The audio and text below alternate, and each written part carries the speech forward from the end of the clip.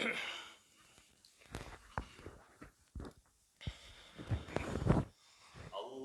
Akbar, Allahu Akbar. Allah.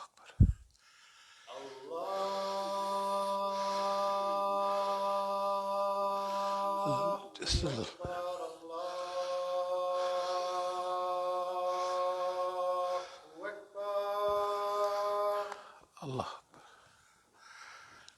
Ashhadu an la ilaha illallah.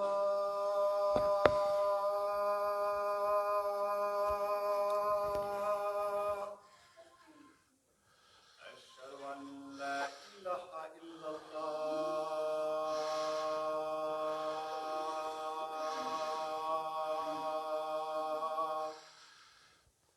Ashhadu anna Muhammadan Rasulullah.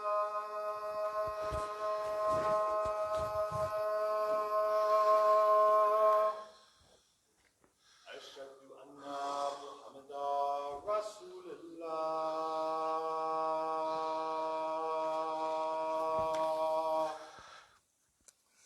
Hayya as-salah.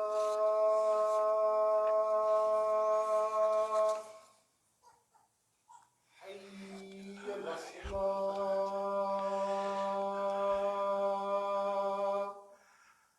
Hayya al-falah.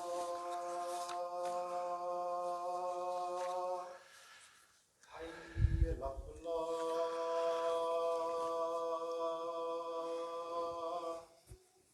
Allahu Akbar, Allahu Akbar.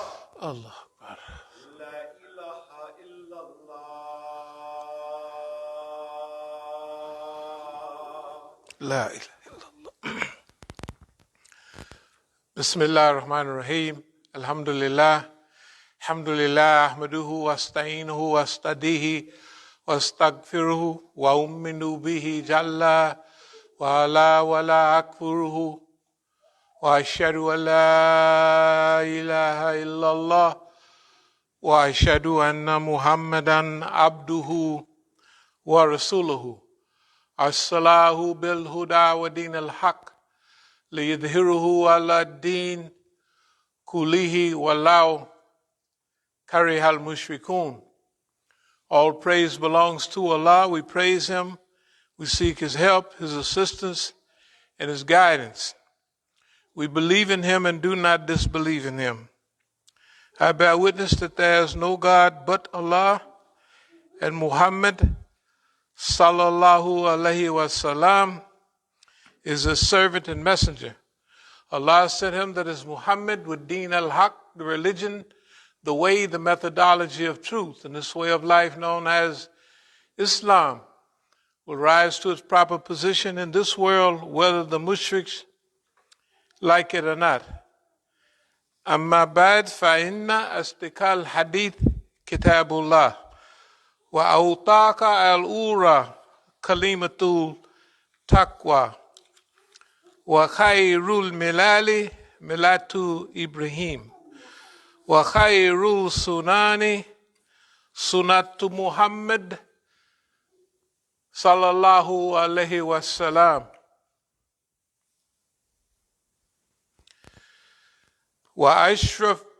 وأشرف الحديث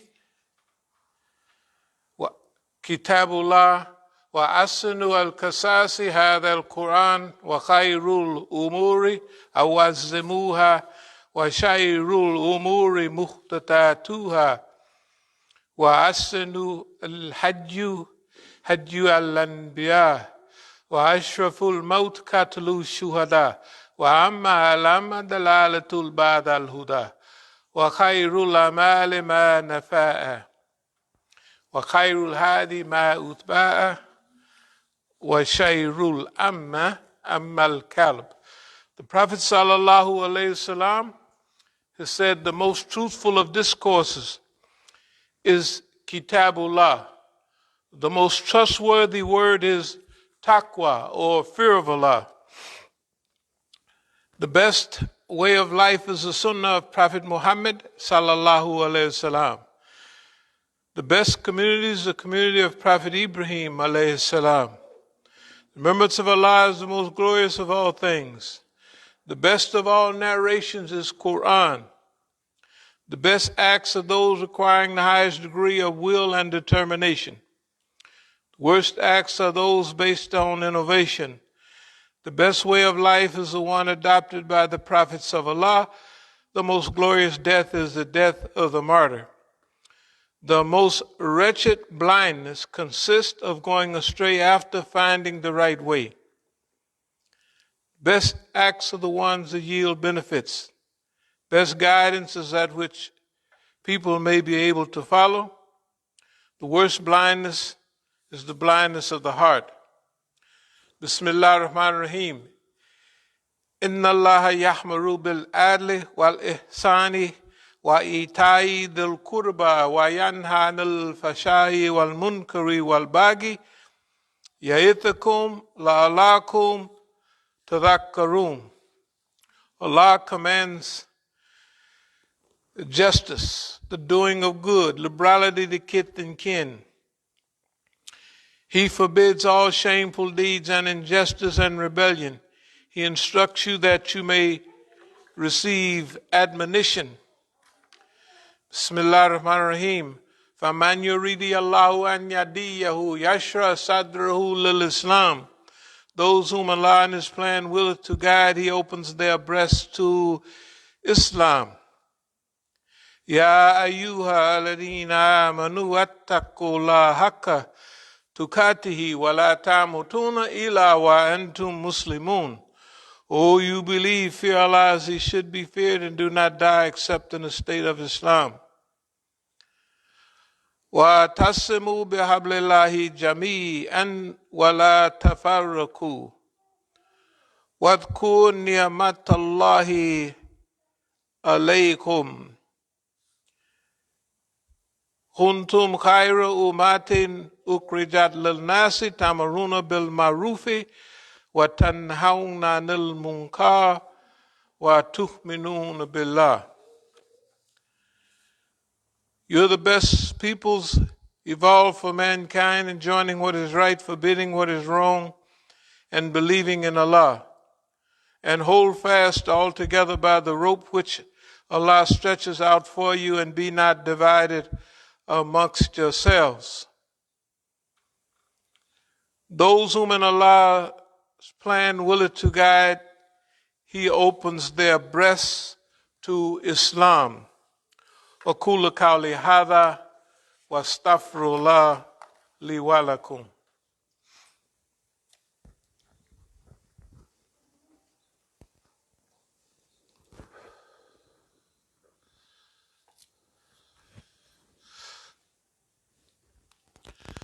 Bismillah ar-Rahman ar-Rahim. Alhamdulillahi Rabbil Alameen. It is related on the authority of Ali radiallahu anhu that he heard the Prophet sallallahu alaihi wasallam say, beware of a great trial that is a fitna to appear.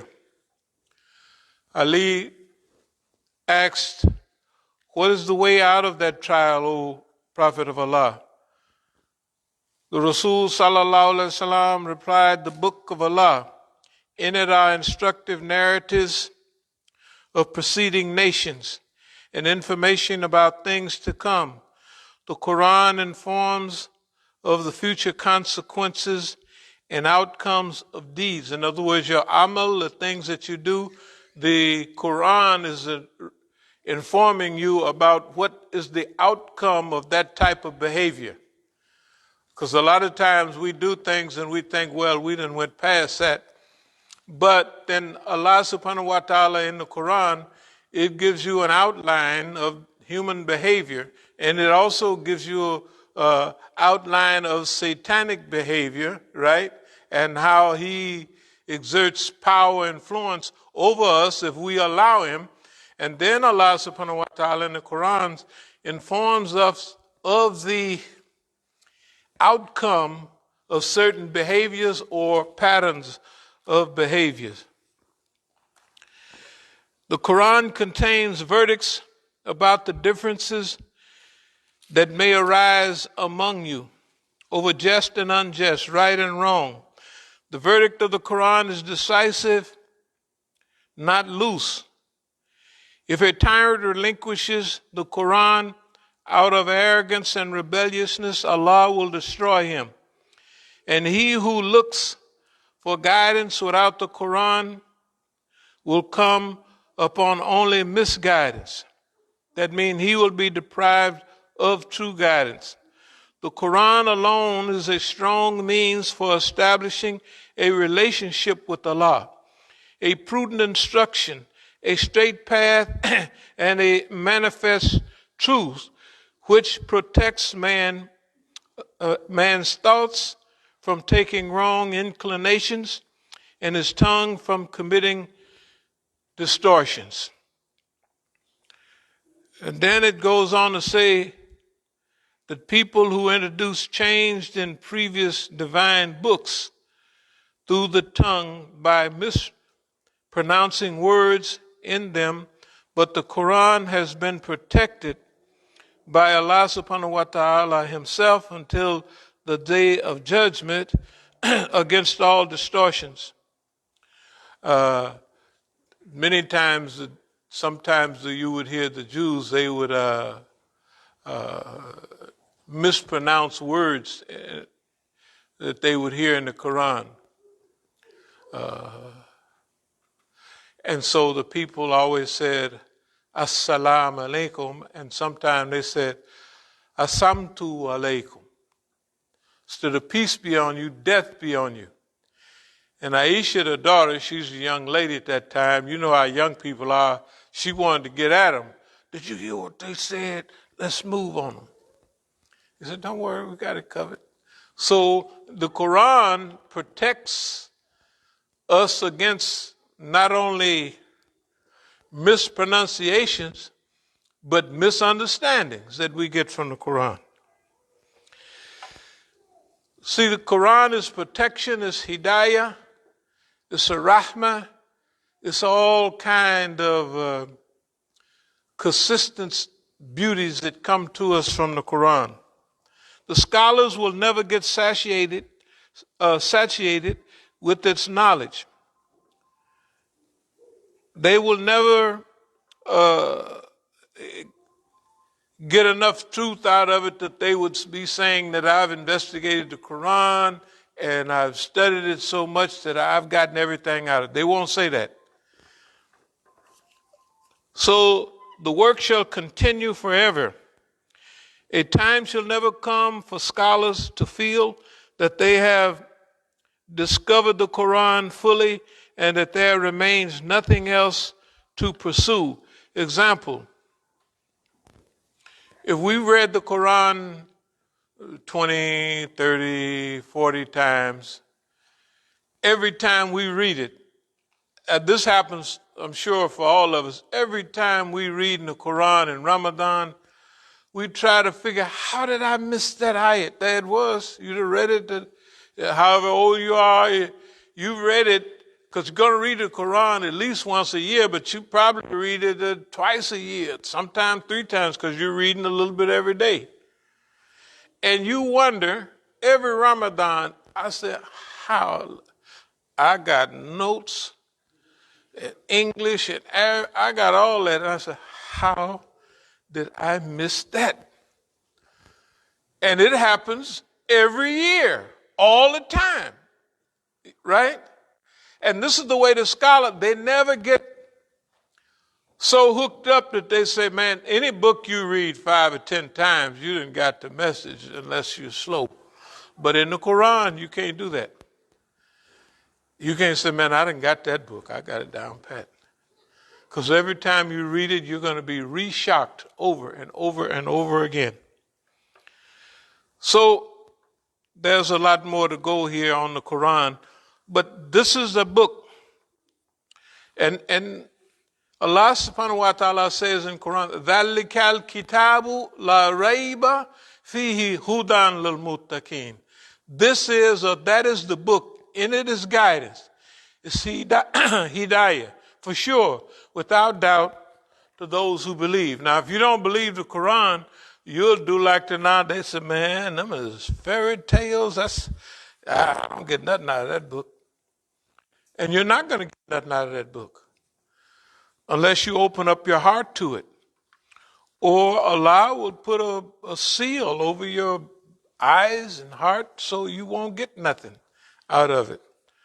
But most people that read the book, believers or non-believers, they get something out of it. Or they get a lot of it out of it. Today I'd like to start the discussion with something related to black power. C.L. Franklin made a lecture in '69. That's Aretha Franklin's father. He was big. I mean, not only was he big, but after I went back and studied writings of the Lamb, you don't know who that is, but if you was older, you'd know who it was. And reading books like The Message of the Black Man and all of that, you look in there and you find all those lectures, Dry Bones in the Valley, The Fall of Babylon, all of that was written in the 60s by the Lamb was spoken of, and there's the lectures right there on the internet right now. Dry Bones in the Valley, C.L. Franklin, you know. The Fall of Babylon, Babylon the Great is Fallen, that's one of our favorites. And not only did black preachers do it, white preachers did it. But these were constant themes. When I was a captain in the Nation of Islam, we had we had a pamphlet called, Proper Guidance for people or something like that. And a little while later, I read the book by Norman Vincent Peale. Was that something about positive mental attitude? Something like that. The Power of Positive Thinking. And I saw those lessons that we was getting out of there, one by one, da-da-da-da. And we had some lessons on prayer in that book. And guess where they came from?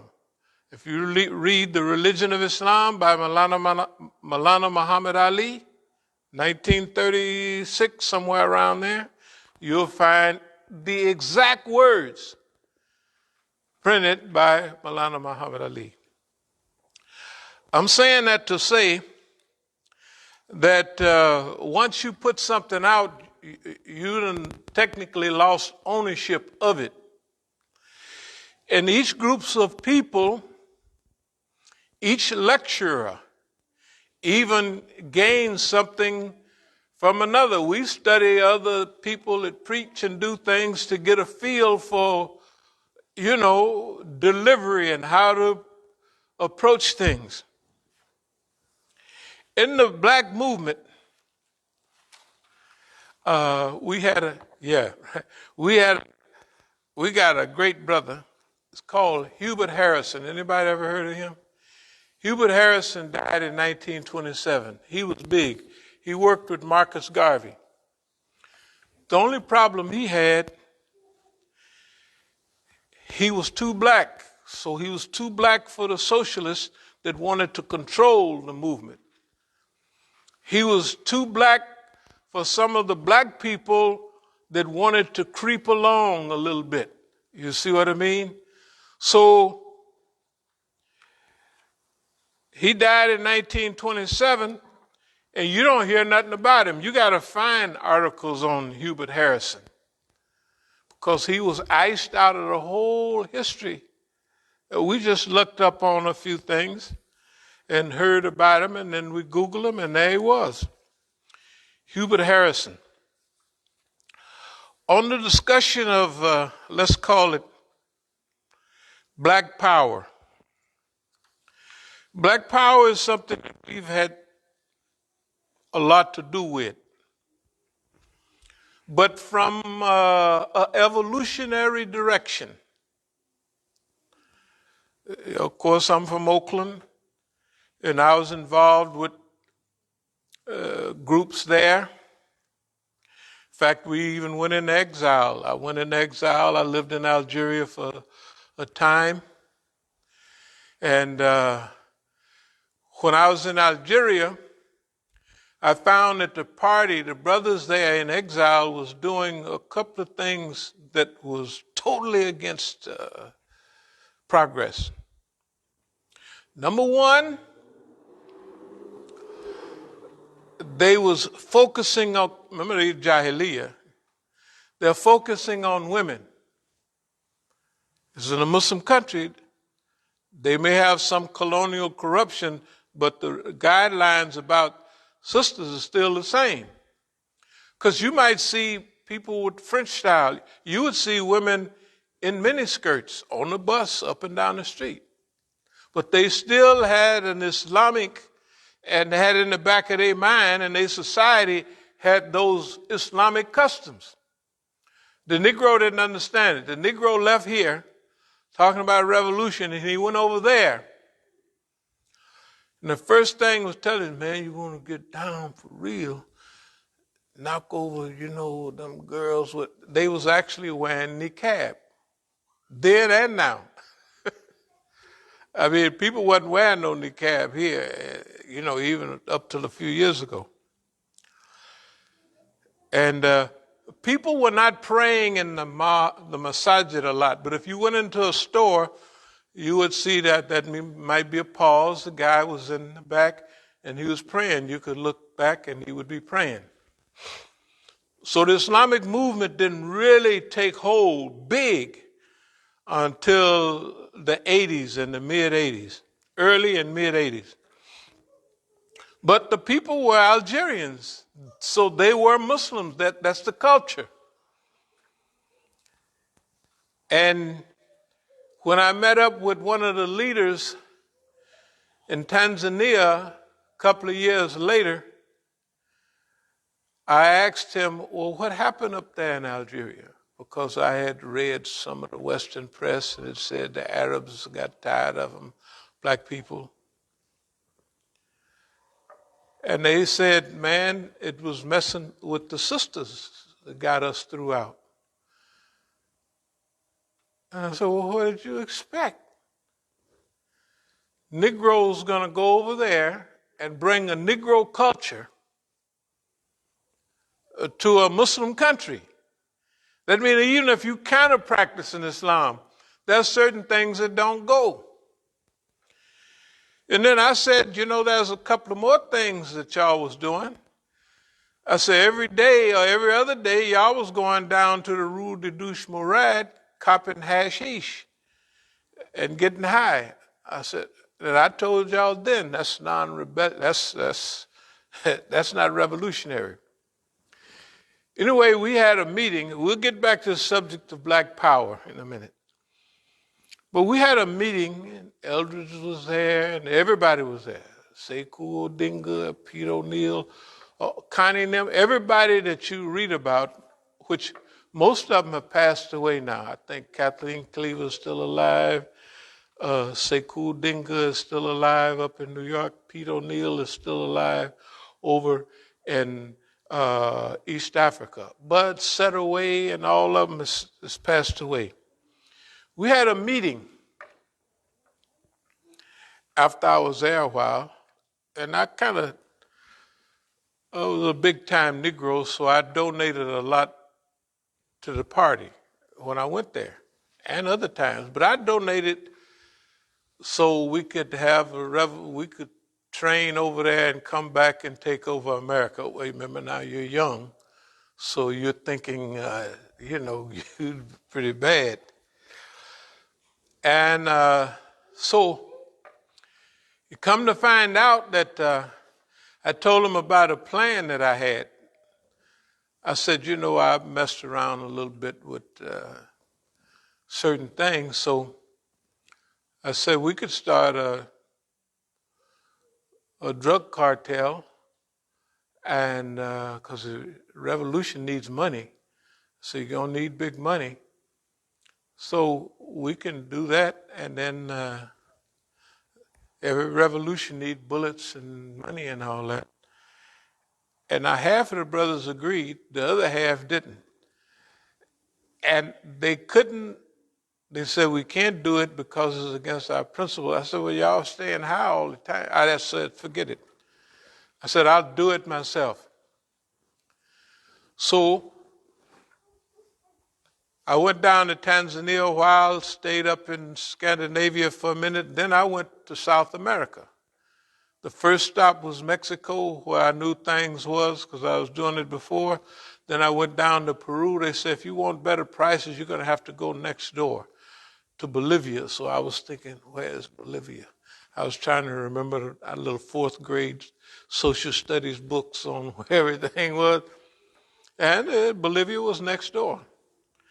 And so I got down, but then a person told me, and this is 50 years ago, said, if you want to get down for real, he said, I have friends up in Colombia. Now, Colombia wasn't what it is now. Peru and Bolivia was that in those days, because that's where cocoa leaves grow. It said, hey, man, I got friends up in Colombia. Now, Colombia, as he was saying, you know, Colombia got two borders, one on the Atlantic coast or in the Caribbean, you know, and one on the Pacific coast. So you got two ways to go, that is up here. Anyway, I went to Colombia, and I had an idea. I started inviting Negroes down, and the idea was they don't have a distribution network up here yet. But if we let them go, they're going to get one soon. So my goal in Colombia was to have the Colombians, right, give us all their stuff. Sell it to us, not give it. And then they would control the production, and then we would control the transportation and distribution.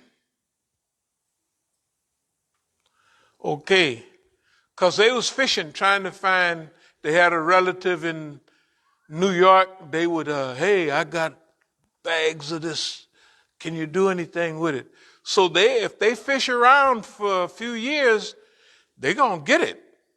You know what? And that's what they did. But our idea was, it was that black mafia stuff type thing, that not like Philadelphia, but good guys.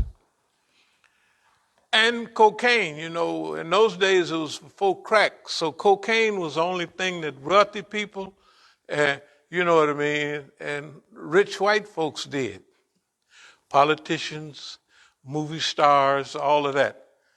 And hustling Negroes would spend all their money on one spoon or 1 gram of cocaine for $100 in those days. I don't know what it is now. Can you imagine? 1 gram.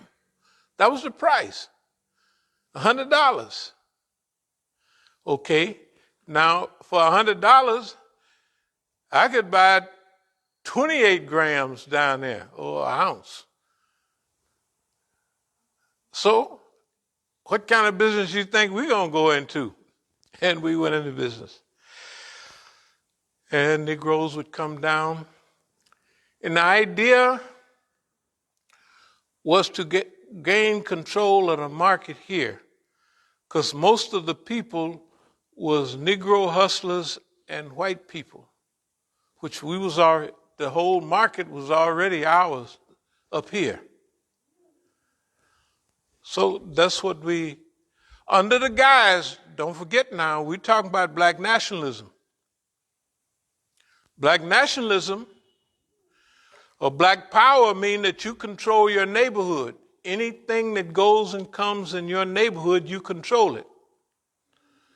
Black mafia was basically the same thing, that they would, whoever they was, would control and maintain their neighborhood, where they would get the benefits. So as they began to do this trade, they would also start businesses and civic organizations. All of that would come from the produce, right, of whatever it was you was dealing with.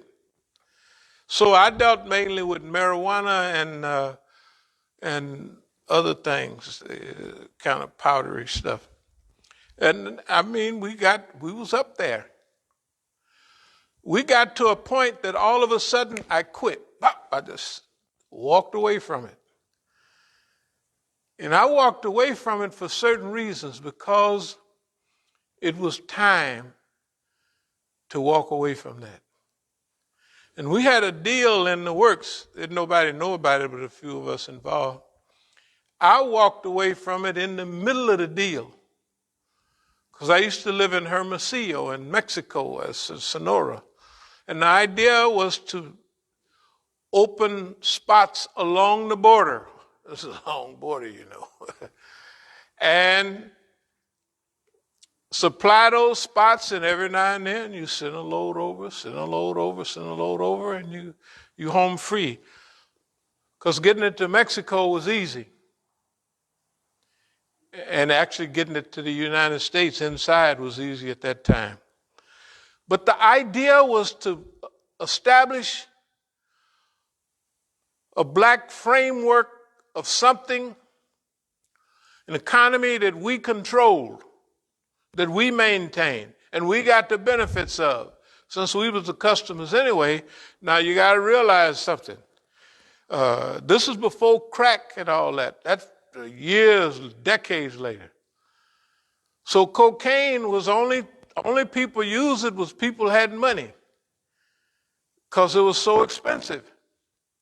So it ain't like heroin. It ain't like crack now, boy. People they put the devil might not have been in it from Jump Street like heroin, but somebody redevilized that thing.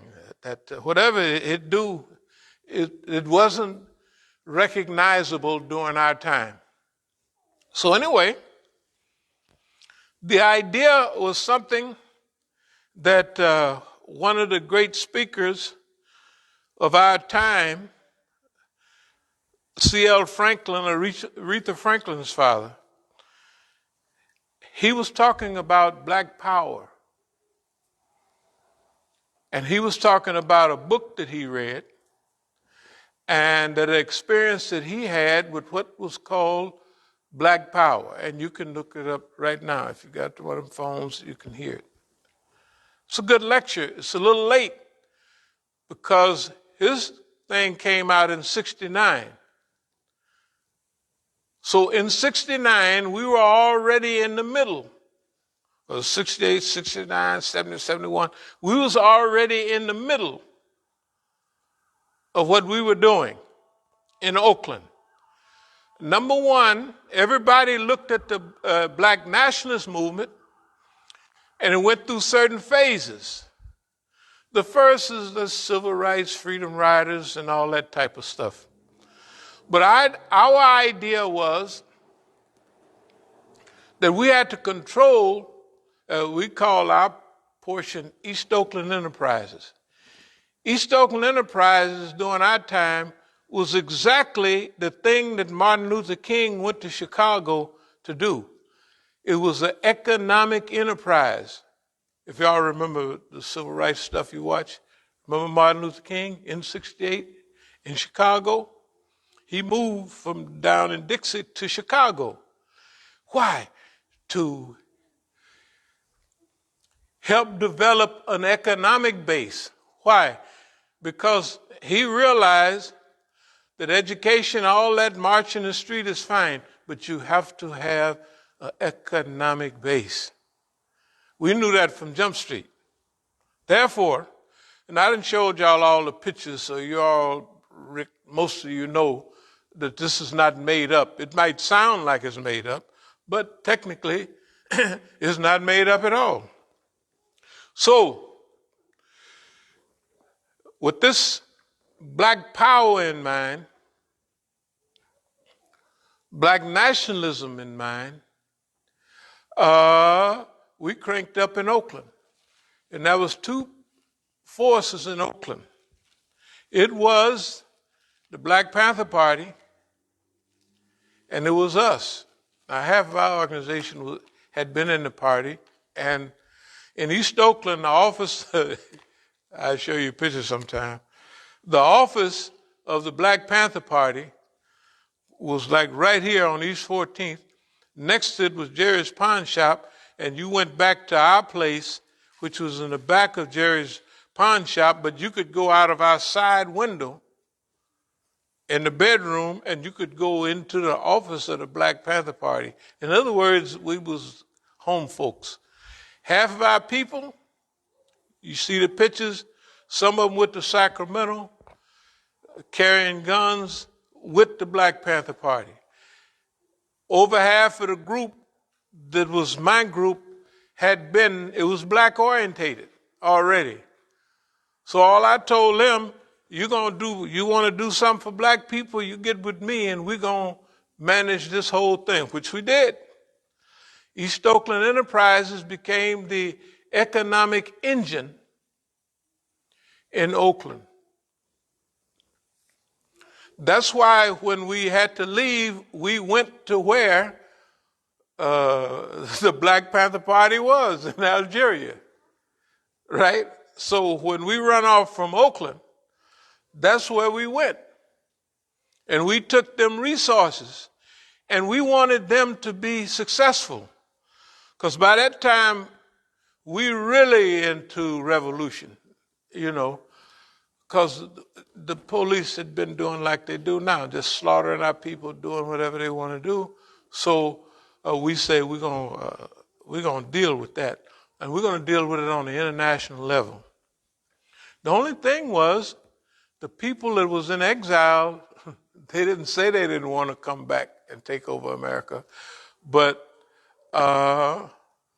they wasn't doing much to get ready for that. Number one, the only people that did any physical fitness or physical training that I knew of was Sekou Dinga and myself. And we would go out on the beach and we would run in the day and we would actually play basketball. That's good physical fitness. One-on-one is some of the best physical fitness you're going to get in. Anyway, so people there was not training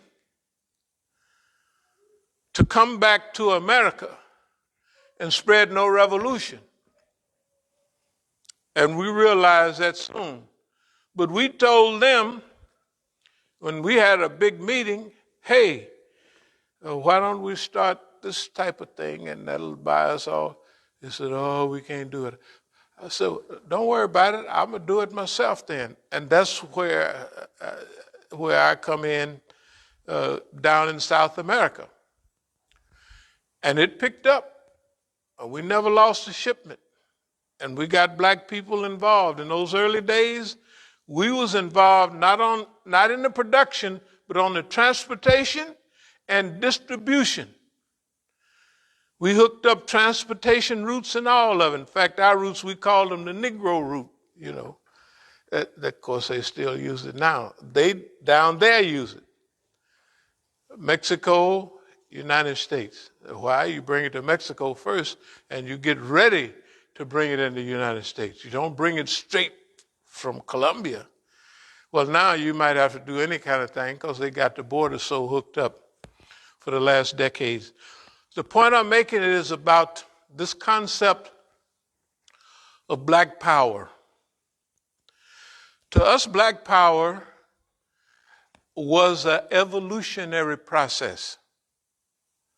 Just like the whole black movement, it starts in civil rights, right? Freedom rides and all that. And then it gets into kind of like black power, black nationalism. And then, before we know it, Imam Jamil, H. Rap Brown, that's where the movement is. And everybody in the movement is becoming Muslims that survived. Some stayed into that black stuff. But now, when we talk about evolution, we also have to talk about us as a movement, as an organization. Okay, and I'll try to put out a few things.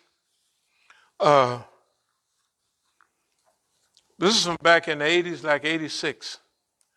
Because out of our experience, we always wanted to transfer what we had learned, right, into the Islamic format. So here we have drugs and their effects on the individual, on the family and friends, on the community. Drugs as a means of exploitation and control of the black community. What can and what should we do to save ourselves from this deadly disease and its destructive elements? So this is back in 86. And each weekend we would have one of these lectures. So that was where we talked about drugs and their effects on the community. And we did all that we could to affect the situation, but in truth, you can see what we have now, and you could see that trying to affect drugs in the United States as a small organization would be like shoveling sand at the seashore, just wash it away. But we never forgot our concepts. And we always looked at Islam as a solution to the problems that we had. And now I want to Islamic Institute of Counter-Zionist American Psychological Warfare. This is 2011, 10 years ago. One of the things it talks about,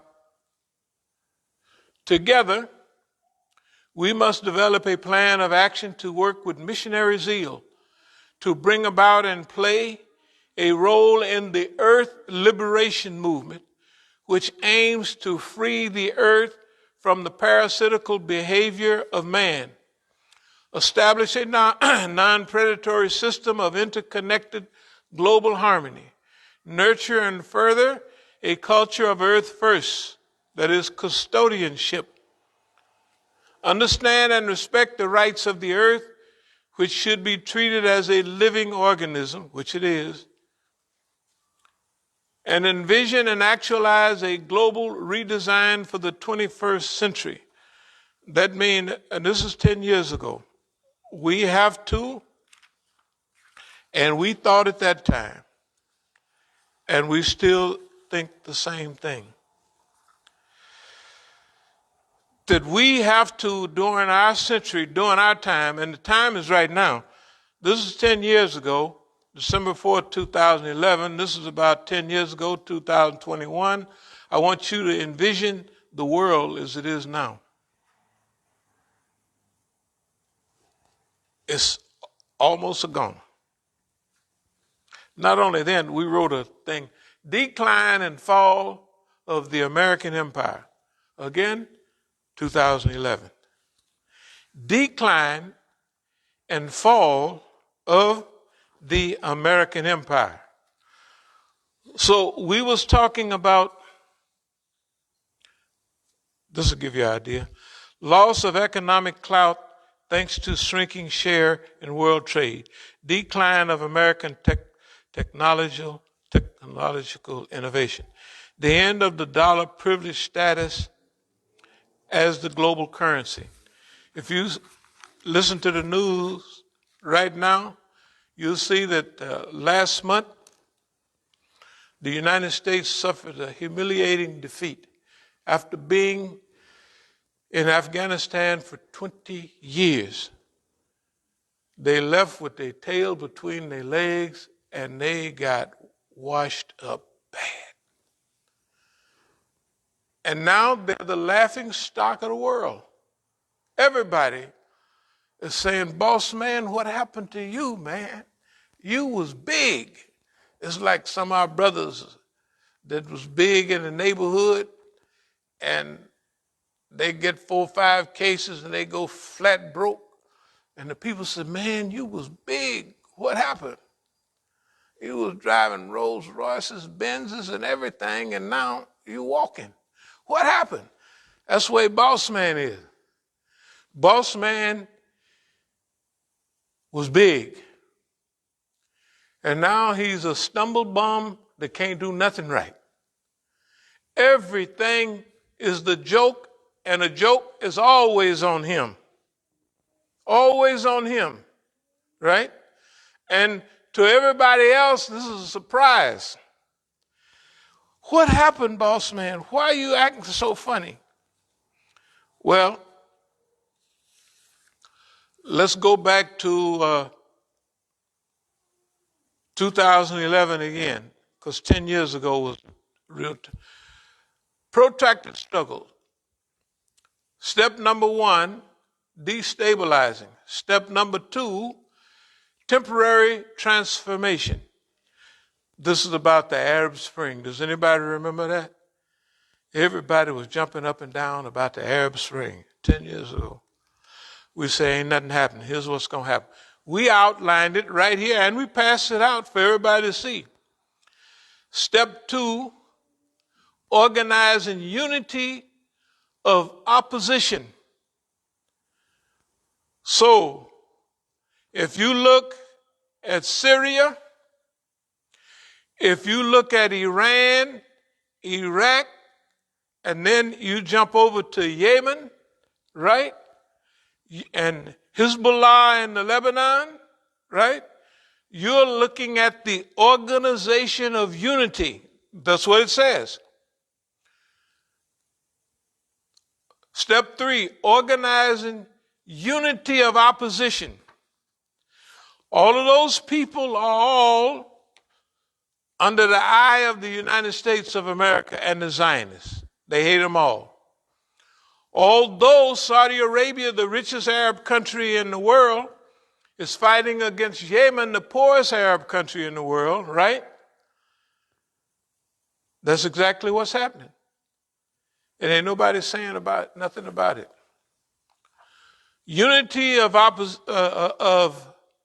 opposition. Semi-consolidation. The further we go along, the more consolidated our friends are becoming. And I want you to remember, just turn on the TV. The problems that's going on in Lebanon, Hezbollah has been able to relieve a lot of the pressure. If anybody paid any attention to that which is happening in Lebanon right now. Step number 4, regional vision. So this national vision that everybody had, a Syrian vision, an Iranian vision, an Iraqi vision, right? A Yemeni vision is going away. And they're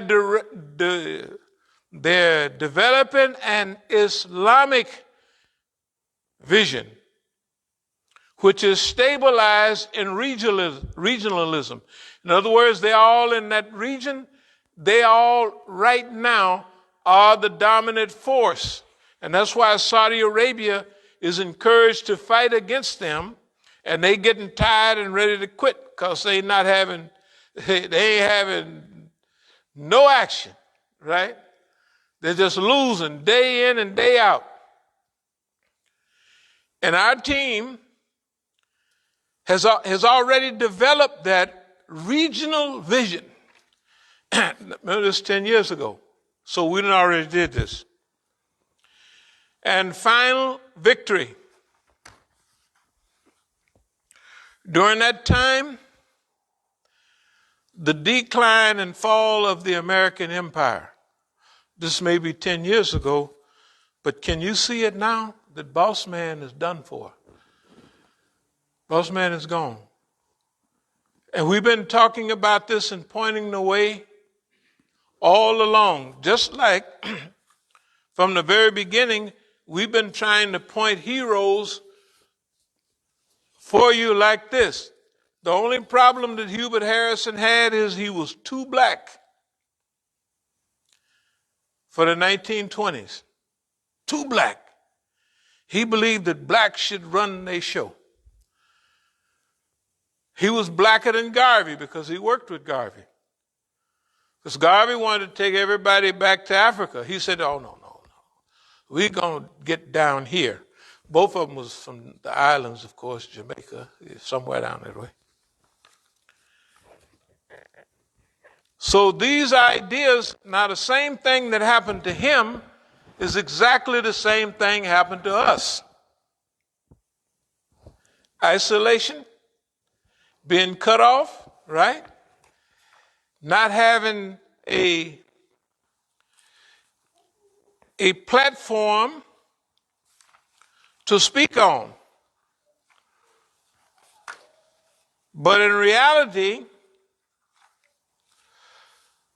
we didn't need their platform. We don't need their platform. Number one, everything is going our way. And I want to talk a little bit about that for a minute before we close. So Black Power was a concept from 50 years ago. We developed the only, in Oakland, East Oakland Enterprises was the only functional black nationalist. They had the Black Panther Party down the street. In fact, we were so close together we could hold hands. Not only visibly and physically, but organizational wise. In our organization, people that wanted to be political was run with them and us.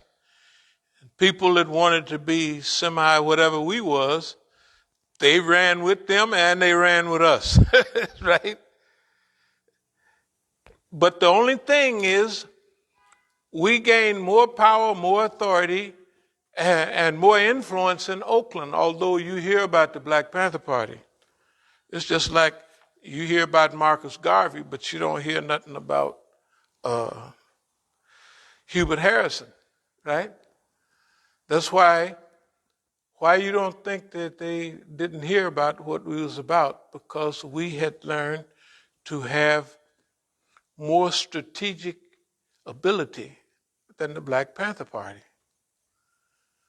Strategic ability is the ability to design and fashion a system of behavior that have plans and structure and organization that you can develop a picture of the future. And you can develop a whole strategic behavior to reach that goal. That's what strategic behavior is. That your behavior leads you. That means your ideas, your plans, and everything leads you toward a certain destiny that you've chosen, you selected for yourself. It's where you want to go based on what you observe in your environment. All right. Right now, so that means we should want to be in the driver's seat for the 21st century. I do want to say a few things, or just one thing, it ain't going to take but a second. Is whatever go on, we're going to stay on this battlefield, whatever you want, battle space. That's because that's what we do. We're not influenced by who's there with us, who's talking about us, who's happy with us, how many people we got, house full, empty house, that don't have nothing to do with it. That we're going to stay on this line that we believe. Remember, we started with the Quran. What is the Quran? It gives you hidayah, it gives you guidance. It gives you design where? From people that you've seen before in history, right? So you have the Quran, you have the Hadith, right? Then you have history. And then you have you. We use those four. Other people use Quran, they use the Sunnah, right? And of course they use some history. But they let it stop there. No, the history and all that goes before that is to give you a feeling for where you should go from where you at now. And just like we outlined this stuff decades ago and it's coming out, that means that we have to have some feeling of what we're talking about. Have to have, especially when it comes out word for word. Like you've been thinking about. That means whatever you about, you got the Quran, you've been paying attention to it. You got Hadith, you've been paying attention to it. You got history, you have to have been listening and think about it. If you had the ability to travel all over the world, right? And when they're talking about colonialism, you're there in Africa with them. When they're talking about Scandinavian socialism, you're in Scandinavia, in Denmark, in Sweden. You're seeing it, smelling it, tasting it. You're right there, right? When they're talking about Islam, you get the early smells in Algeria and Egypt and all of those places. When they're talking about Idi Amin and Uganda and all of that, just imagine you're there or next door on all this stuff that's going on in our history. And you're doing different than other people. Other people might be making that same journey, but they're doing it to come back and talk about it and become an expert, right? And a scholar on the black movement. And we'd have a delegation every week coming from the United States. All the great poets, Gwendolyn Brooks and all of those people. They would be right there in East Africa with us. But they was there to write poetry. They were not there to develop a movement, right? And so, everybody else may have a name and the credentials, but it's our job to go on and get down. We did it before. Everybody heard about Eldridge Cleaver, Huey Newton. They didn't. The world, everybody in Oakland knew about us, right? But ain't nobody outside knew nothing about it. Because they got all the credit. Great. They got the credit and the heat too to go with it. I showed y'all a picture once when I was going into a disguise. The Negro with the Black Panther stuff on, black leather jacket, stingy bird. And I showed you a picture not long after that. Pretty white suit, meek hat and all that, mowed down in Superfly now. And one was a disguise. Why? Because the government says as long as the nigga doing that, driving them pretty cars and talking out the side of their mouth, right? Long as he got his car got mink in it and carrying on, he ain't thinking about no rebellion. What they was thinking. It was a disguise. It's the same thing about his disguise right this minute. Well, it's not too much of a disguise now because boss man, this and all came and hit him. And so we telling him where we're coming from and he can look and see where you're coming from. But the days of trying to convince boss man to do right is moving toward not an end, but we got some stuff we got to do here, and then we're going back to Oakland to finish up some of the stuff we got to do there. And then we have to establish the phase that we're going to operate on now. And this part of the 21st century, let's call it the second half of the first part, something like that, 2000 to 2021, 21 to 25, from 25 to 50. So we'll call it the second part of the first act. Yeah, this is 2021. So we're getting ready to roll. Well, you can't do. We cannot not do it. If we've been successful on everything we've been doing, why we can't do it on this? And now we got stacks of information and direction. And remember, our team is moving into position.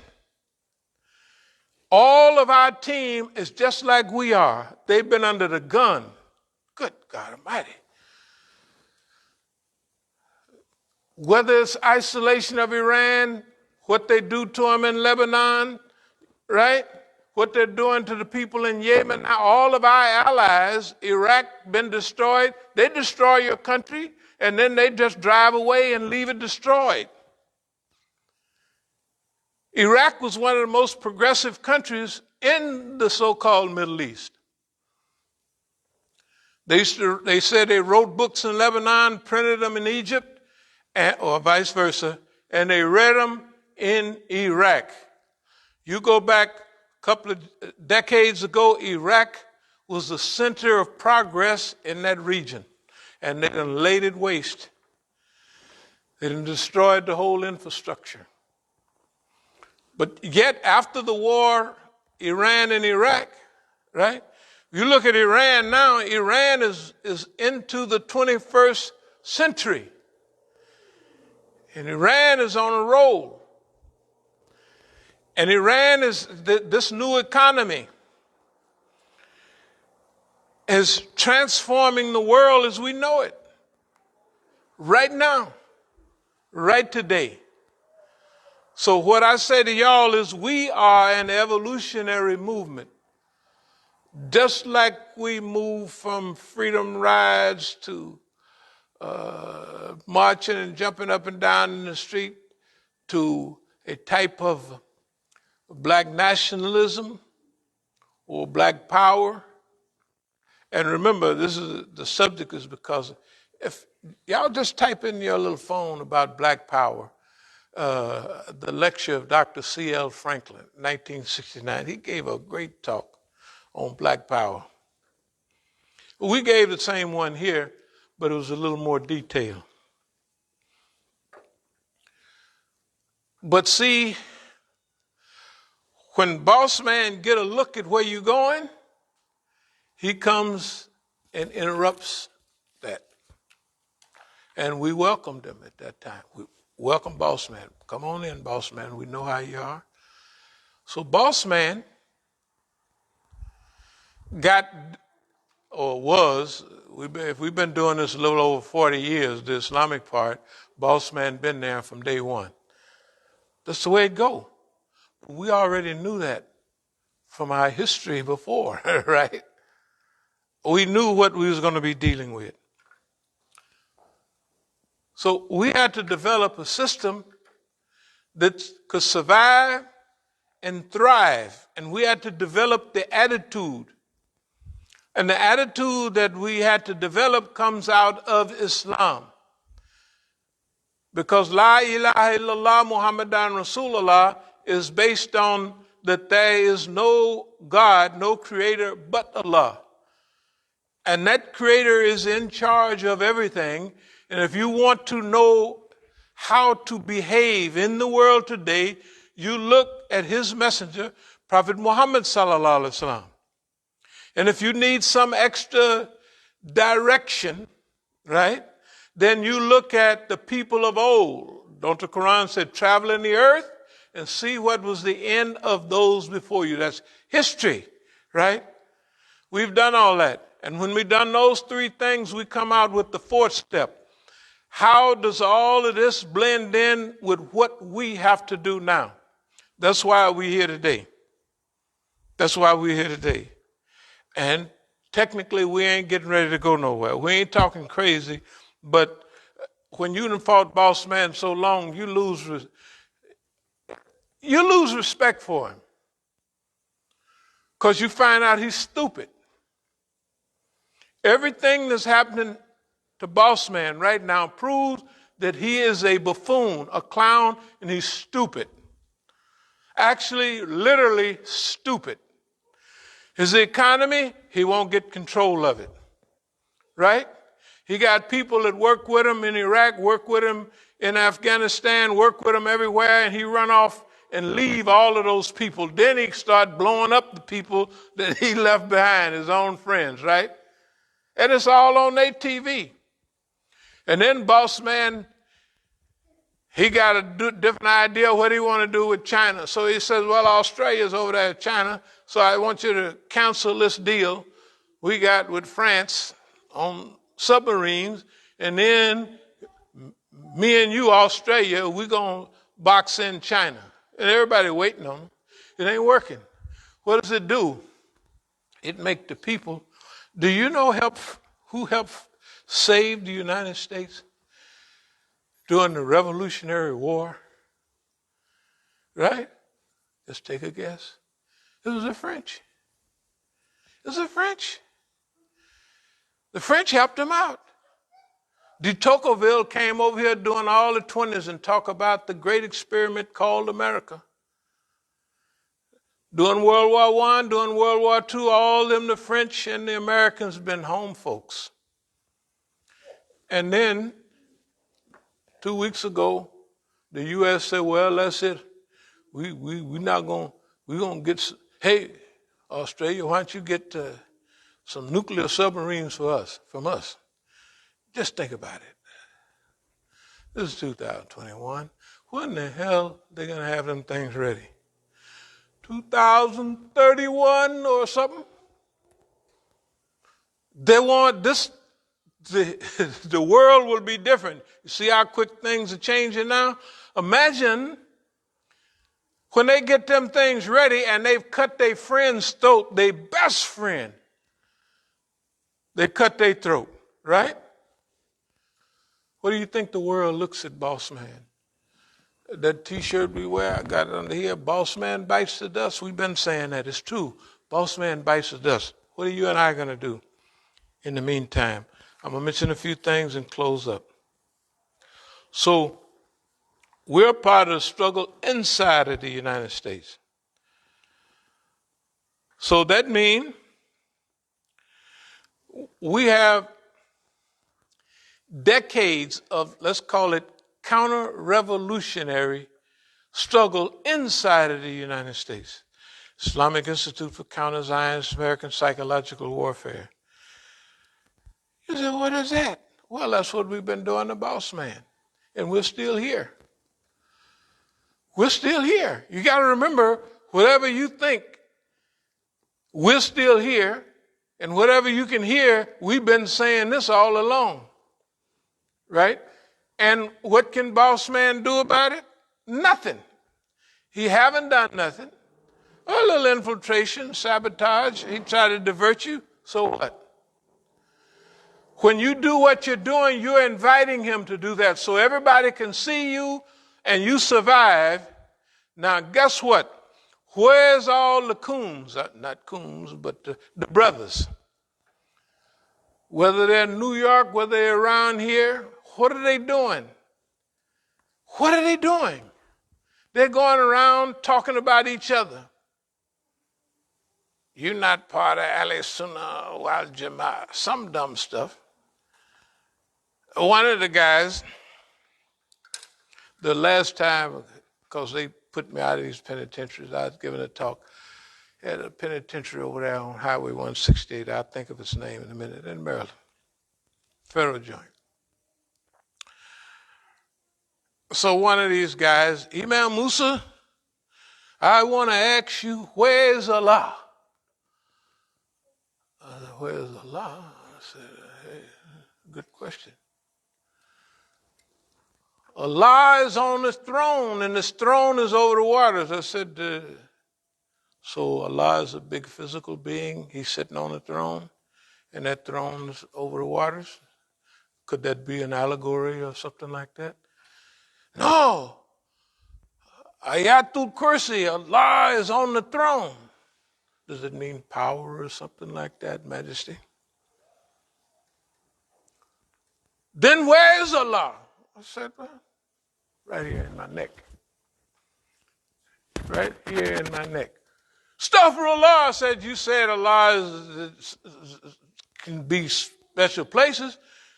The Quran says Allah is closer to you than your jugular vein. Isn't that right? I said there, Allah, right there in my neck. Astaghfirullah. I said, well, then mind your own business and stop asking them dumb questions about Allah sitting on a throne somewhere. No vision can grasp him, and his vision is beyond all vision. What are you thinking about? There he is sitting down, like one of them Greek gods. Them Greek gods, they sitting on a throne and talking all that mess. Who you follow? I said, I'd follow. And at that time, they was following bin Baz. Big sheikh in Saudi Arabia. So you follow bin Baz? And you believe in that physical stuff that's talking about in the Quran? I said, well, you following a blind man in this world, and you're going to be blind in the hereafter. Astaghfirullah. I said, don't the Quran say they blind in this world, then they're going to be blind over there. Isn't that right? So these Negroes want to talk that old physical chit-chat, and then they get mad. Astaghfirullah. I said, what are you talking about? You said Allah is sitting on a throne and the stone is over the water. This is insanity. It's not possible. It's not even likely. I mean, if Allah wanted to sit on the throne, he could. I don't know what. I'll take that back. That is not nowhere in the dictionary and nowhere likely. But you got to see these meatheads. Those meatheads try to divert you. Those meatheads tried to get you away from your focus on Islam through that junk, right? I call it junk because it just don't make sense. Everything is misinterpreted. Okay. So, and what we're doing, we're going to have, believe it or not, we call it the Department of Utopian Studies. That we're going back to California. We're going to write a quick pamphlet, distribute it out here, and then we're going back to California. First, we was going you know how boss man been mistreating us, so we was going to charge him $200 million. You said, that nigga's crazy. But now we're going to do $300 million because we need more. Yeah. He done broke all the laws. There's nothing you can get away. He can't get away with it. He can't say, he can try stuff like a time limit. You missed that time. On certain things, you steal property, you steal this, you can't, there ain't no time limit.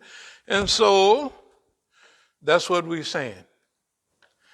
Now, all the money we get, or if we don't get no money, we just write books about it and give guidance. We don't, we ain't got we need this in order to do that. We don't say that.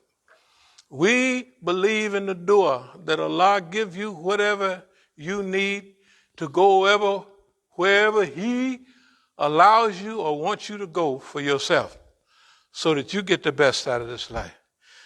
So the Department of Utopian Studies, that means in our university,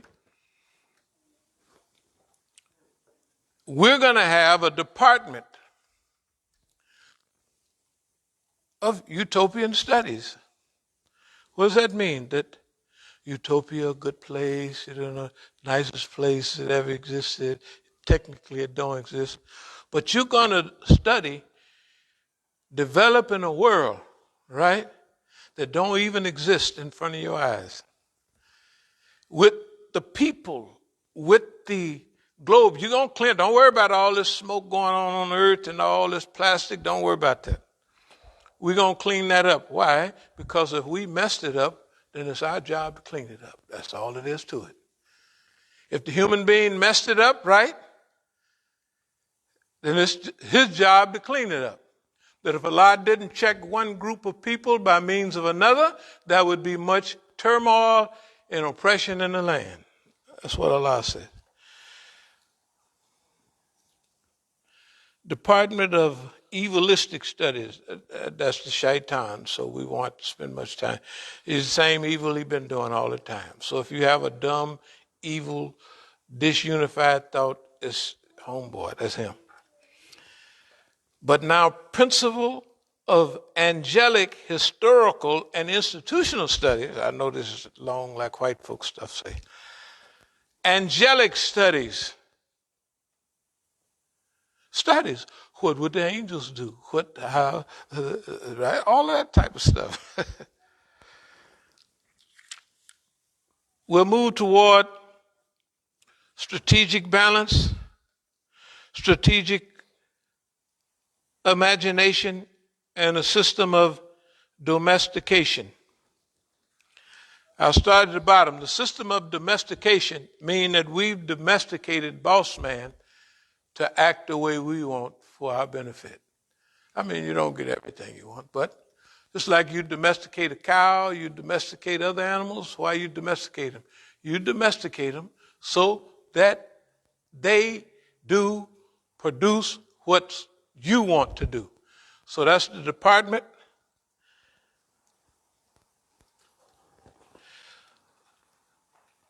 That means we have domesticated boss man. Now I tell you, people may not like what we say. That's all right. It's not that we don't care. But if we cared about what Negroes thought, we definitely wouldn't be here, right? Because the story is always the same. You do like we want, you're going to be famous, you're going to be happy, and you're going to be rich. The only thing, I had got lucky before. So I was rich, I was popular, and all of that I had before I met them. And I know that if where I am now is 100, that was 2 or 3 or minus, right? Because all that stuff is material. Remember, where do you go if you want to find the craziest people in the United States? The crazy house? No, go to Hollywood.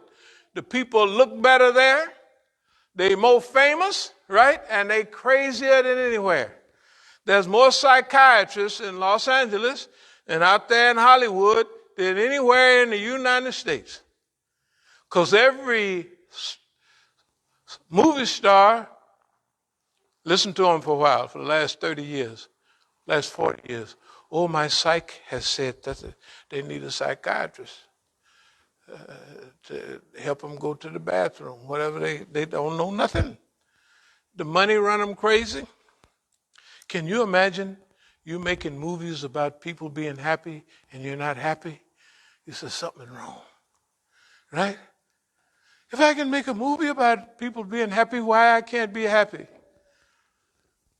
Right? Because they're not doing the things that make people happy. They think you can get happiness in Hollywood. It ain't out there. All right, I'll move toward a close. So strategic imagination.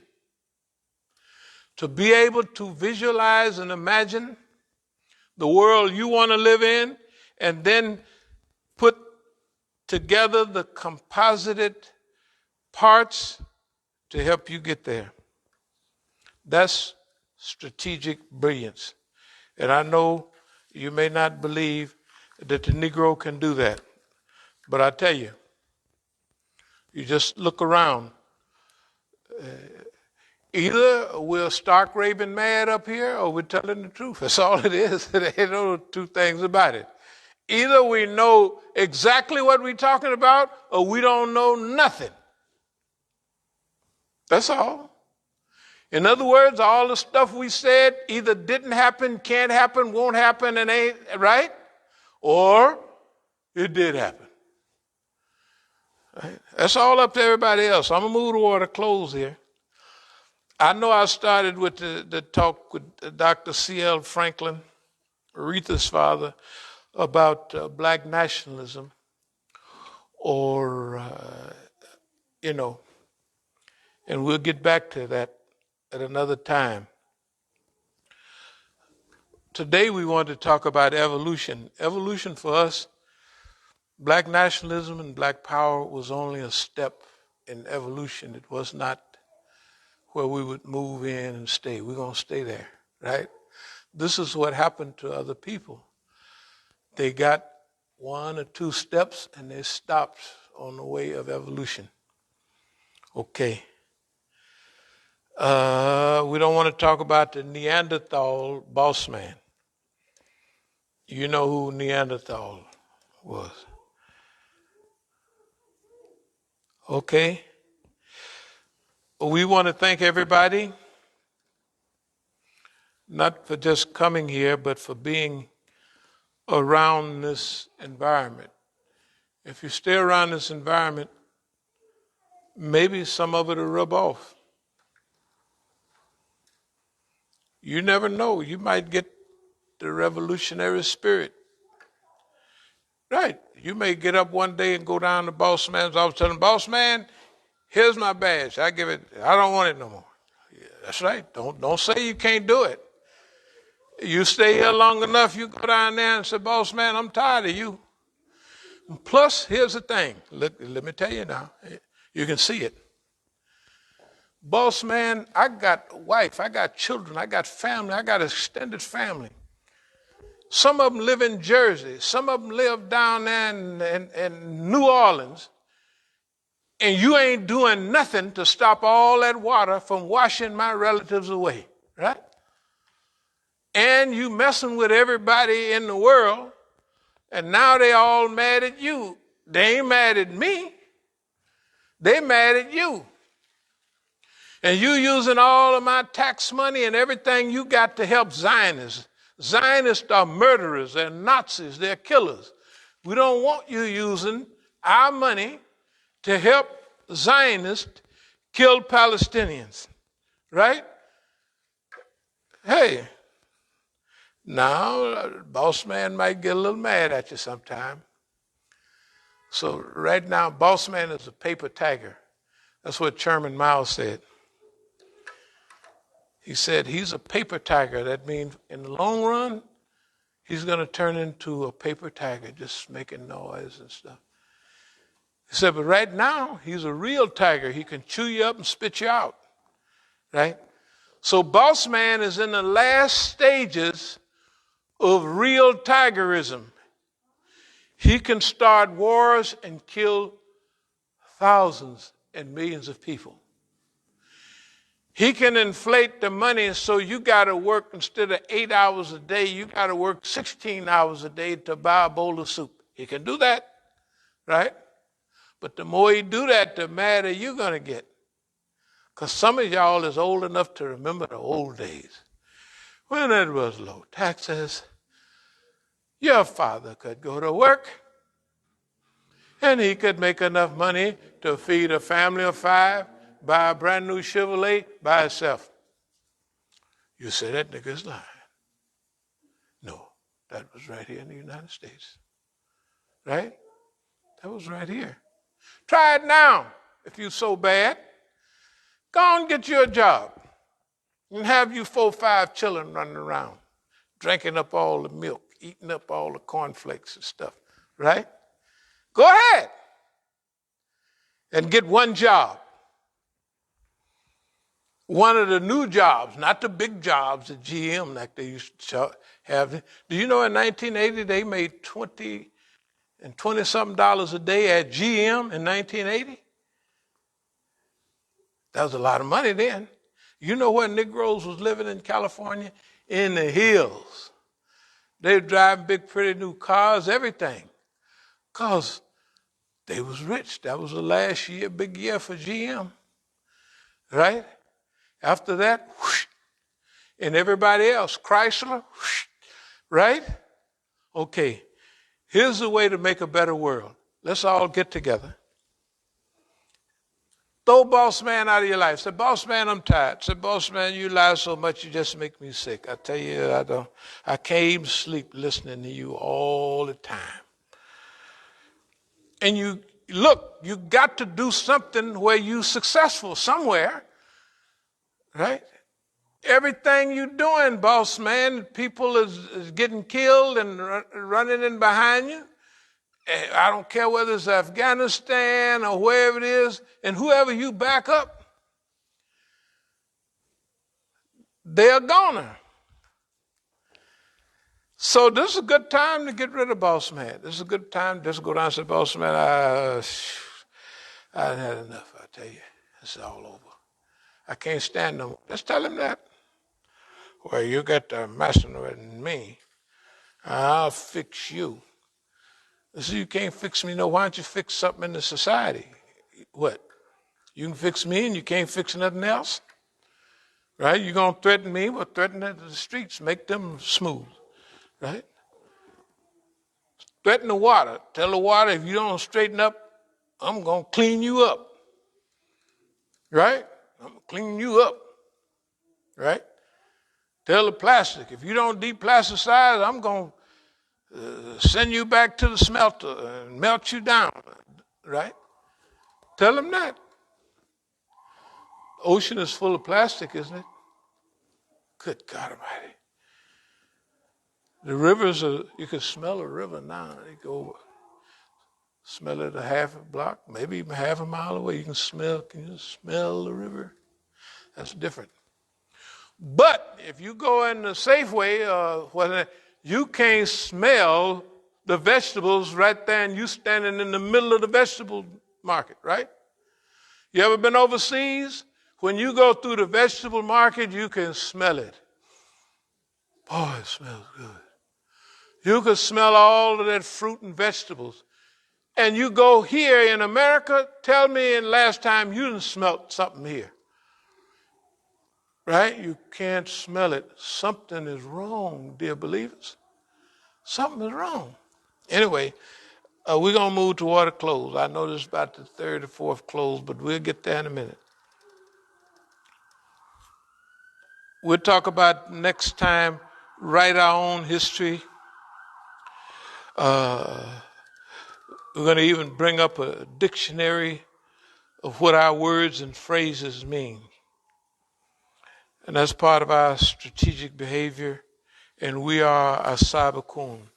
As-Sabiqun al-Awwalun. And we're living up to that name. We're living up to that name. O Allah, we seek thy refuge from anxiety and grief. We seek thy refuge from lack of strength and laziness. We seek thy refuge from cowardice and niggardliness. We seek thy refuge from being overpowered by debt and the oppression of men. O Allah, suffice us with what is lawful. Keep from us what is prohibited. With thy grace, make us free from want of what is besides thee. Ameen. Iqamati salam.